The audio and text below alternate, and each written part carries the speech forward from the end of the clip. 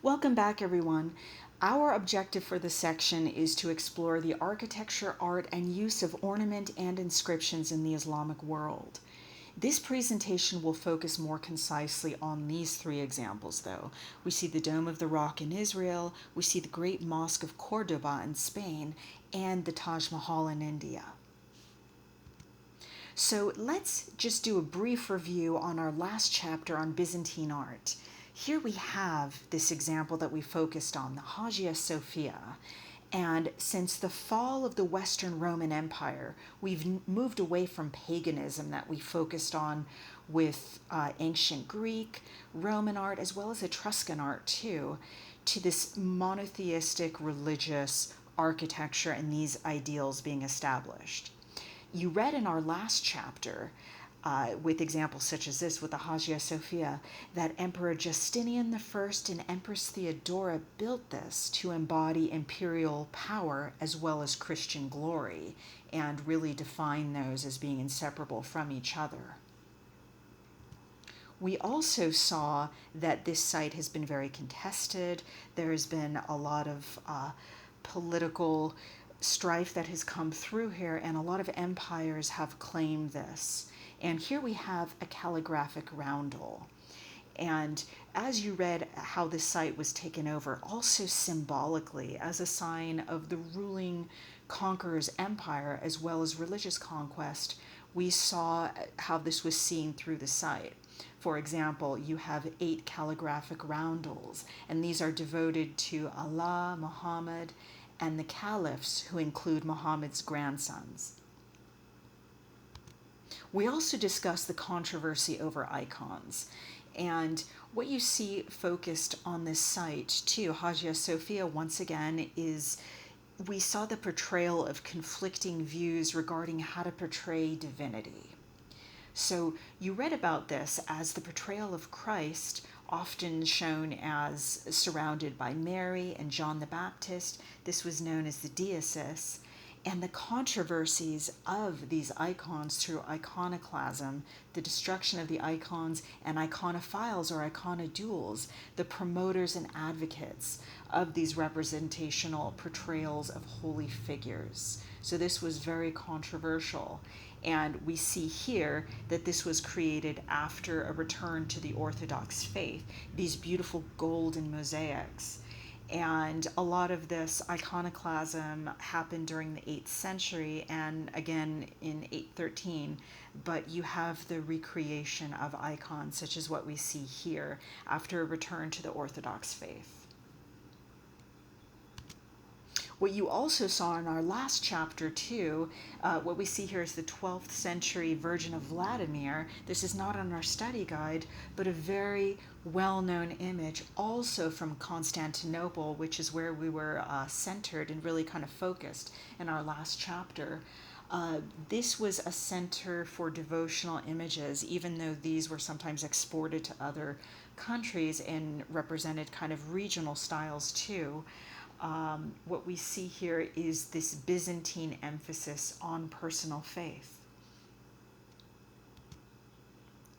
And what we also see here, this is not from our text, even people such as the Vikings, they made themselves known at the Hagia Sophia as they went through here and engraved their names and kind of did a form of Viking graffiti, kind of tagging their names through the site and claiming a sense of kind of power within this as well too. But as we move away from icons, as controversial as they were, realize we will not be seeing these in this chapter, but these are not going away. We will definitely be returning to these later as we consider Christian portrayals in upcoming chapters. And also keep in mind, if you do take Art 5, you will be looking at more icons with Renaissance art, as icons still continued informing visual subject matter and ideals through the Renaissance. But we will be focusing once again, as we see the Hagia Sophia and kind of transition into this chapter, we will be looking a little bit more, not so much at these representational portrayal of divine figures, we will be looking more at some of the architectural concerns discussed in Byzantine art and considering how this is continued. And of course, we will be looking at this emphasis of the Dome of the Rock and this kind of emphasis on this gilded dome, and keeping in mind the hybrid nature of architecture that's been formed through multiple religions. This is something that will continue through this chapter. So this chapter also will continue this dialogue about religious concerns that inform the portrayal of divinity, not just through architecture, but we will look at other ways of portraying divinity that don't focus on this representation that we've been accustomed to seeing here. So we will be looking at this portrayal of divinity and consider how spiritual ideals as well as visual arguments about power are communicated through art and architecture, as we emphasize this through Islamic art. So to give a bit of context here, Islam arose in the 7th century and in the Arabic region. Its founder, the Prophet Muhammad, and his successors spread Islam rapidly. And Muslims believed that Muhammad received revelations that led him to found that religion. And of course, we consider, Muslims is the term often used for the followers of the faith. So what we see here is that this faith emphasizes a direct personal relationship with God.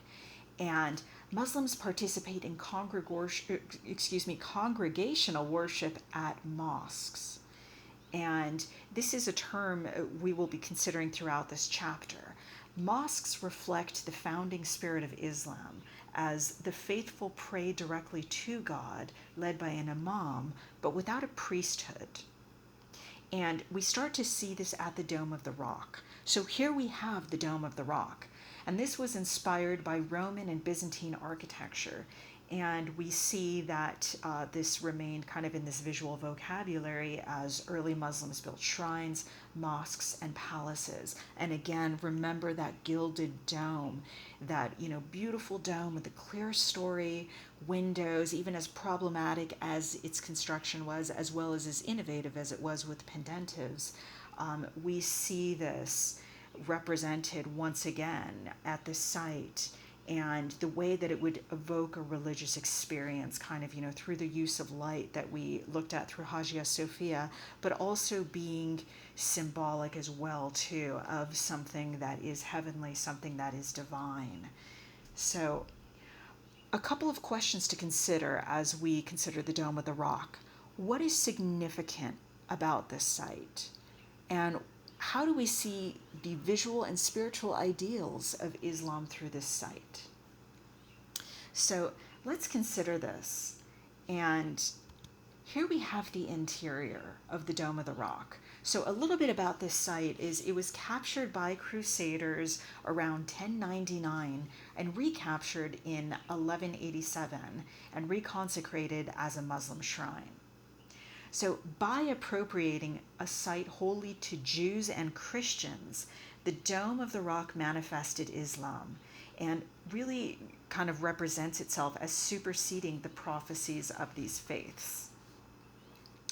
Another reason, there are many reasons this is an important site, but another very significant one is it was believed to house the rock on which Abraham was willing to sacrifice his son Isaac to God as a test of his loyalty before God intervened.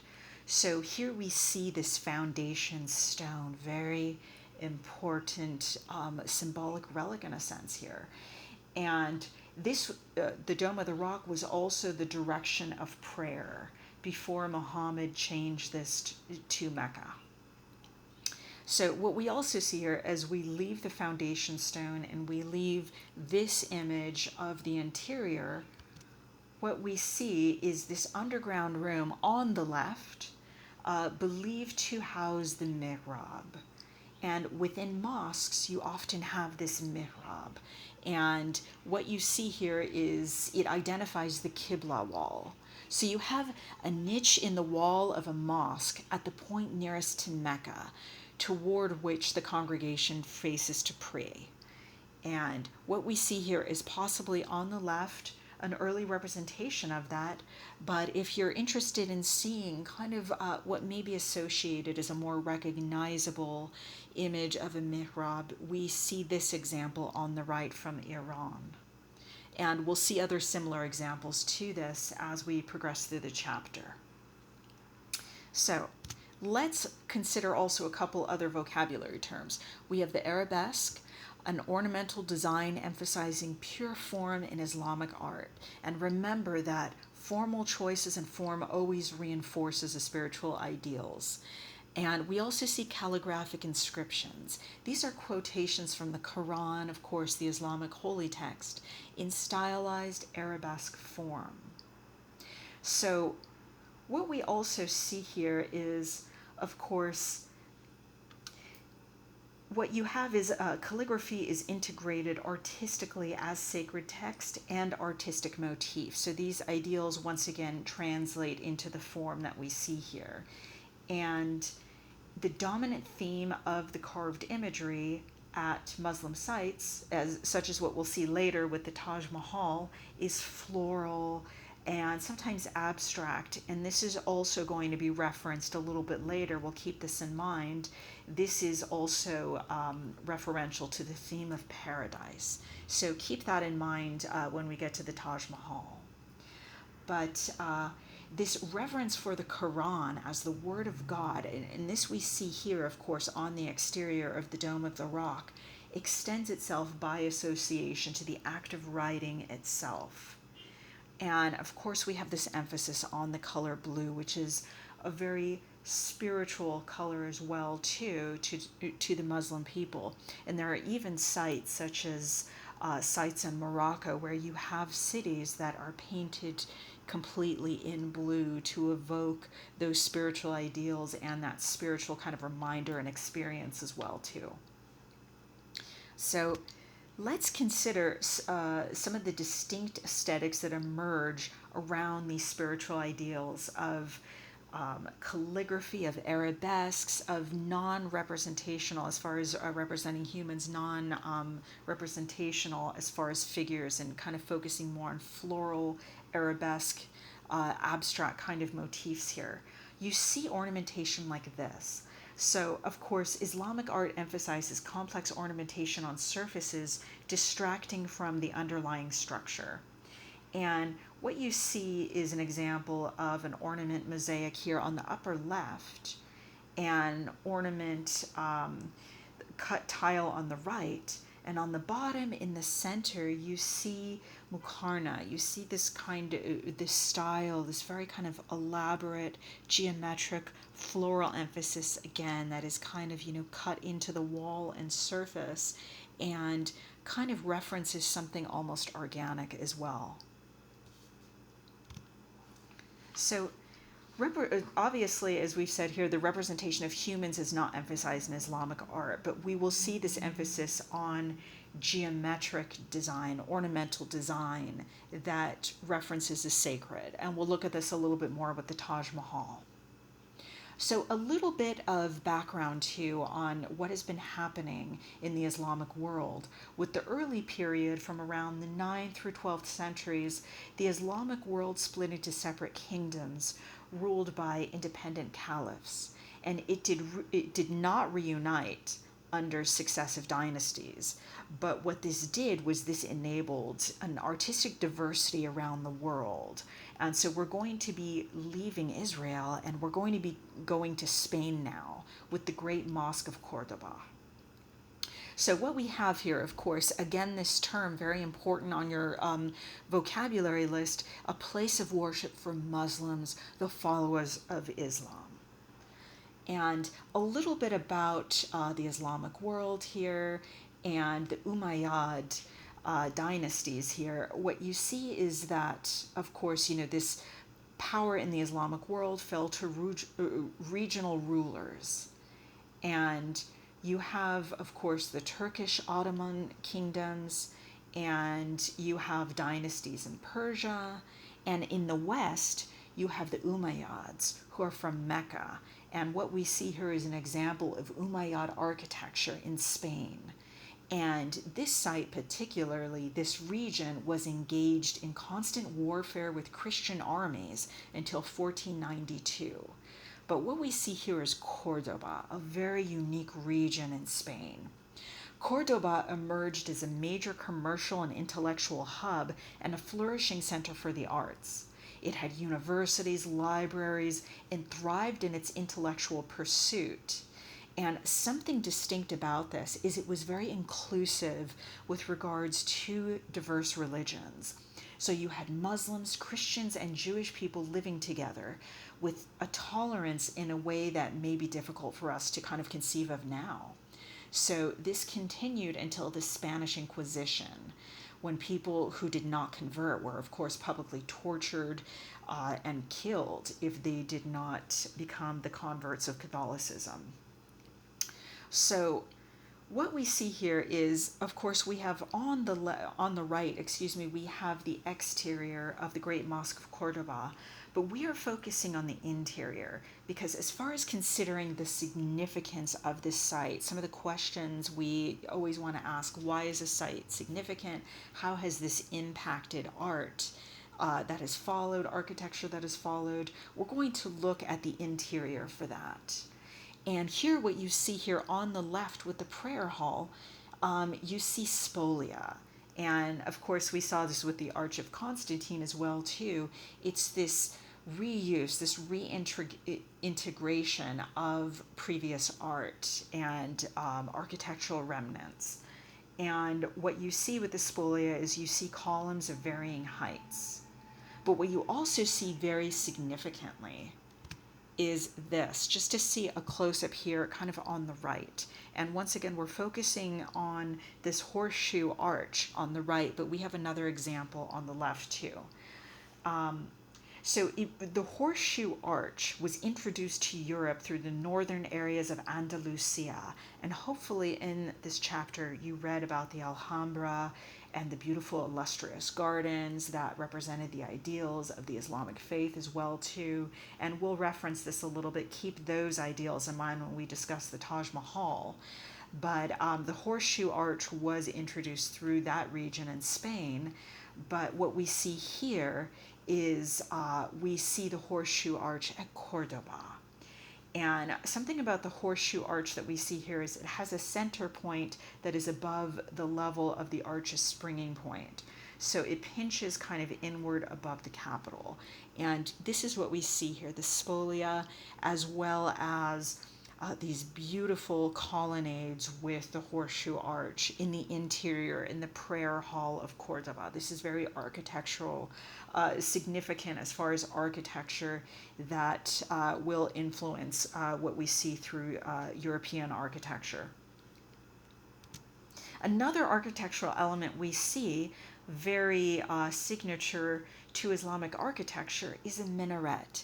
And this, of course, is the Great Mosque of Cordoba again, but we see a very regional interpretation of a minaret.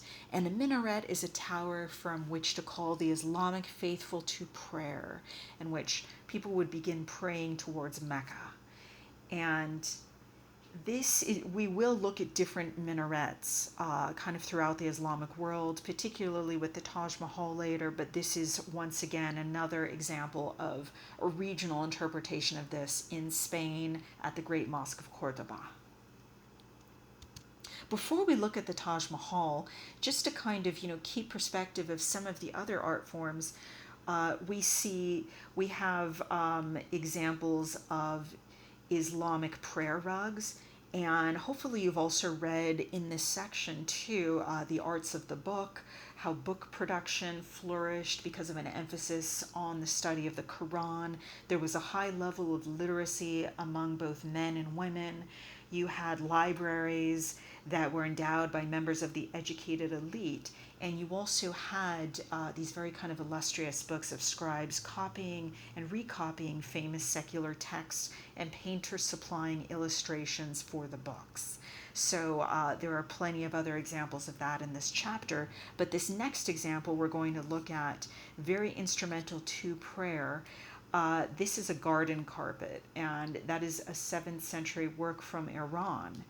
And rugs have long been used for Muslim prayer. So with the necessity of prayer and in honor of it, you have these beautiful prayer rugs emerging from this. Because of course this involves repeatedly kneeling to the floor, touching the forehead to the floor. And you have one of the periods, for example, the Safavid period was a golden age of carpet making. And some of the types produced were medallion carpets centered around a sun or a star. And garden carpets as well too, representing paradise as a shady garden with 4 rivers. So this emphasis on gardens is referential to paradise in the Quran. And this is also important because during this time, as the Islamic Empire emerges, you have a lot of arid regions within the empire around the world. So this emphasis on gardens that you saw at the Alhambra, and that we'll see at the Taj Mahal, kind of represent this idealized concept and are very representative of paradise. So now we kind of end with one of our most significant examples, of course, in our text, the Taj Mahal. So a couple of questions to think about here. Why did Shah Jahan build the Taj Mahal? And what is the Mughal architectural style? How do we see features of Islamic architecture here as well? And how do we see ideals of Islamic art here? So these are some of the questions we'll think about. And as always, feel free to pause this, try to recall what you've read about, what you came across on your study guide, and then replay this and kind of engage interactively. Okay, so this first issue, first kind of question to raise about this site, why did Shah Jahan build the Taj Mahal? So Shah Jahan was the 5th ruler of the Mughal dynasty, and he was part of a lineage of Mughal leaders. And of course, this term, Hollywood Mughal, as we've appropriated, it is a reference to this as kind of omniscient, powerful leader.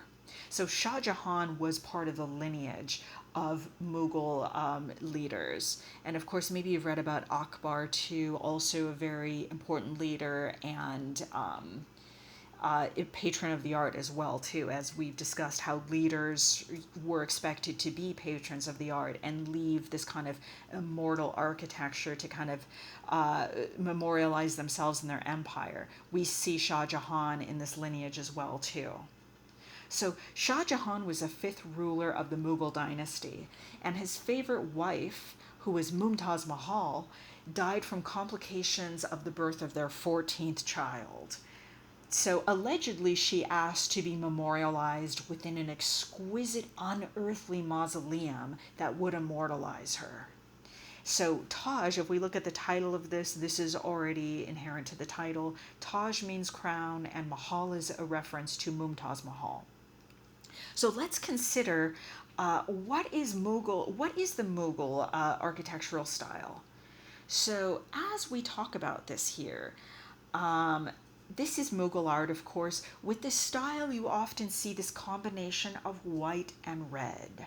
So white is associated with purity and the priestly class, and red represented the color of the warrior class, and it was also very representative of Mughal architecture too, and the Mughal Empire.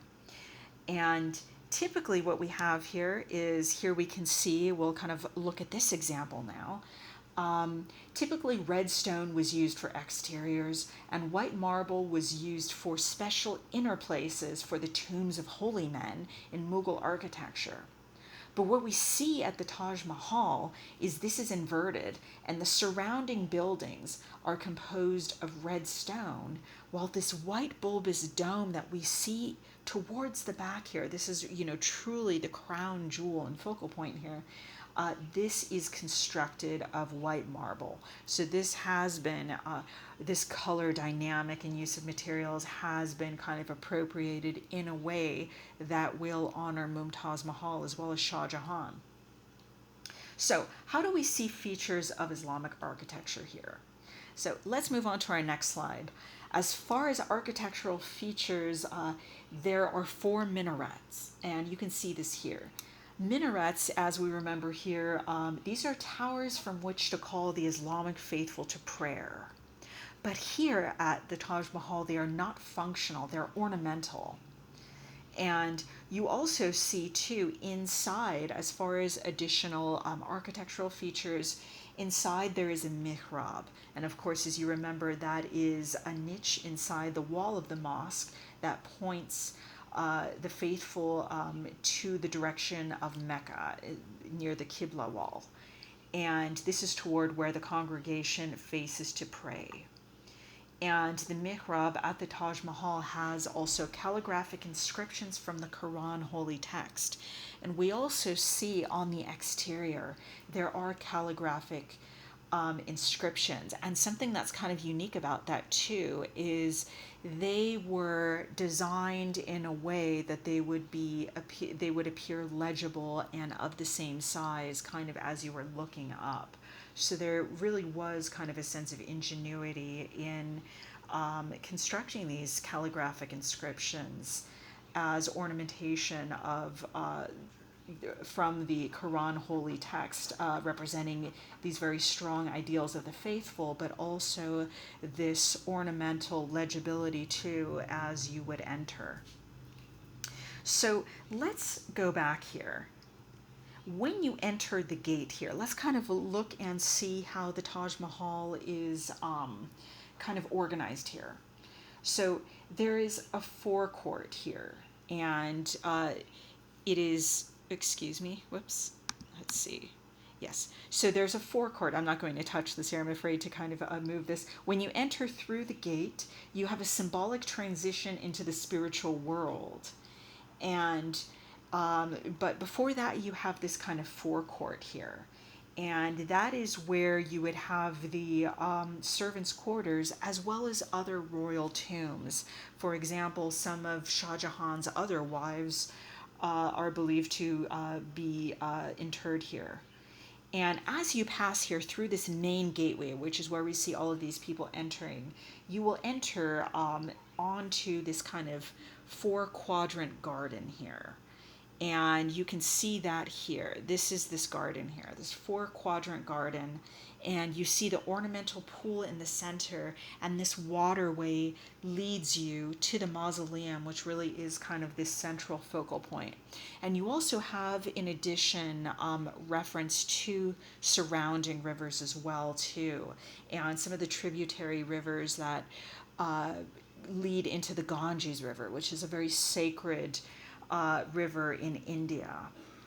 So, and believed to be, some of the passageways that the deceased kind of enter different levels of the afterlife and enlightenment as well too. So these rivers are very symbolic, as are the gardens. So as you kind of, again, back to the gardens, as you enter here, the gardens, you have this representation of paradise. And of course, there are quotes on the architecture as the water kind of leads us up to the mausoleum here. This idea of this symbolic transition into the spiritual world is continued through the quotes on architecture referencing the Quran and calling people to enter the paradise gardens. So we've discussed these kind of exterior decorations and calligraphy, abstract forms, verses from the Quran, vegetable, floral motifs, and all of these executed into paint and carvings. And the exterior, as you are to kind of, enter here, these also feature inlay work of precious and semi-precious gemstones. So all of these ideas, these physical representations of paradise as well as the Islamic faith really reinforce each other. Let's see. My PowerPoint is a bit frozen here. There we go. Okay, so now let's discuss this other feature. Even though this is not on your list of images, here we have the iwans that you can see here. We have a traditional gateway, and we also have these kind of smaller ones too. So the door is an iwan, this main entrance, and this is a traditional gateway halfway between the porch and the niche. And it is in the frame of the door here where the mausoleum stands out and kind of, echoes it. And the door is, of course, made of bricks and different, stones, white marbles as well, too. So you have a variety of materials. So, and once again here, I don't want to repeat too much here, the emphasis on floral, arabesque, and calligraphic forms, but something we'll kind of transition into is something that reinforces this, as well as, Islamic ideals through representation, this emphasis on geometry and divinity through it. So here we have an interior. We have the plan on the left, and you have these different octagonal rooms, and the emphasis of the numbers 4 and 8 are believed to make a site structurally sound, but also kind of emphasize this importance of geometry and these numbers that are associated with divine order in the Quran. And we see this, physically portrayed through this site. So the interior follows the 8 levels principle, and this is in reference to the 8 levels of paradise. So there are 8 halls and side rooms connected to the main space, and this brings us to the main chamber that holds Mumtaz Mahal's marble cenotaph, and next to hers is Shah Jahan's. So these are behind, and kind of, surrounded by these beautiful ornamented screens. And you have the coffins bearing their remains that lie in the spaces directly beneath the cenotaphs. So you basically have these kind of false sarcophagi, and the graves are at a lower level. But something else to point out, even though we can go into even more discussion about this work, I'm going to kind of close our discussion of the Taj Mahal with this idea of kind of hybrid, not just interpretations of Mughal architecture, but also signs of hybrid beliefs here. So here we have the gilded finial of the dome. And something that's interesting here, even though we really associate the site with, Islamic ideals and this faith here, we see this Hindu symbol here of the lotus leaves, and this is portrayed in gold, but you have an Islamic inscription on it. So you have this kind of, connection of these different faiths. So keep in mind that this site, does show some hybrid architectural as well as spiritual views. And something that I'll close with here. So that is kind of the end of the discussion on our study guide. But I would like to close with this example of contemporary art. If you're interested in contemporary art of the Islamic world, locally you can see this at places such as the Los Angeles County Museum of Art. And LACMA's Islamic art collection is growing, and this is one of the works in its recent acquisitions. So here we have Shireen Nishat's series, Women of Allah. And this is concerned with the experience of Islamic women and femininity in a country where women's rights can be very much determined by religious law. So a little bit about Shireen Nishat. She left Iran before Khomeini came to power and before the Islamic Revolution really kind of changed conditions in this country. But her work focuses on the experiences of Muslim women, even though she left before this revolution took place. And we see this in her art. And with this work, Speechless, we see a lot of ambiguity, even beginning with the title. So we see that, this person is not speaking here, and there's this emphasis on this idea of, being speechless and not being, vocal perhaps. But you have text covering her face. You have very strong eye contact. And some of the questions that this work raises, even though I emphasize that this is not, from our chapter, this is not on our list of images, I'd like to kind of connect this work to the relevance of this present day dialogue. Some of the question that this work raises is, does this woman have agency? Is she repressed? Is she complying with social, religious roles? Or is there a sense of kind of suggested agency and rebellion here? As far as the symbols we see, there's also ambiguity there. We see a gun possibly, near her face, beneath the chador. But this may also be references to that Mesopotamian currency, if you remember back to our chapter on Mesopotamian art. And how we see an early sense of currency there that was used for purchase and exchange, as well as this emphasis on this kind of ornamentational tradition of Iranian jewelry. So I encourage you to see local examples of this. And on the website, on LACMA's website regarding this work, there is some description of some of the symbols here. This is what the website says about this work. The series includes black and white images of chador-clad women, often the artist herself, covered with text in black ink and frequently focusing on different body parts. Fragmented, images of, the body here through face, feet, hands, and eyes. At times, the model, gazing directly at the viewer, poses with a rifle or gun in a provocative manner, while nonetheless complying with an Islamic code of dress. So Nishat has noted the deliberate emphasis on 4 symbolic elements in this series: the veil, the gun, the text, and the gaze. She intends these images to be ambiguous. They contradict a Western notion of Muslim women diminished and desexualized by the veil. Although they may be disempowered by their faith, Nishat's women are strong, even heroic.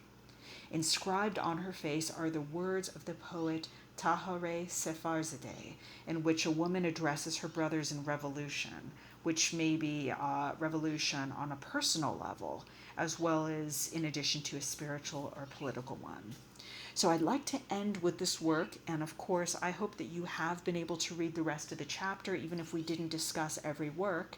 And feel free to contact me if you have any questions or would like me to elaborate or expand on anything. Okay? Thank you. Goodbye.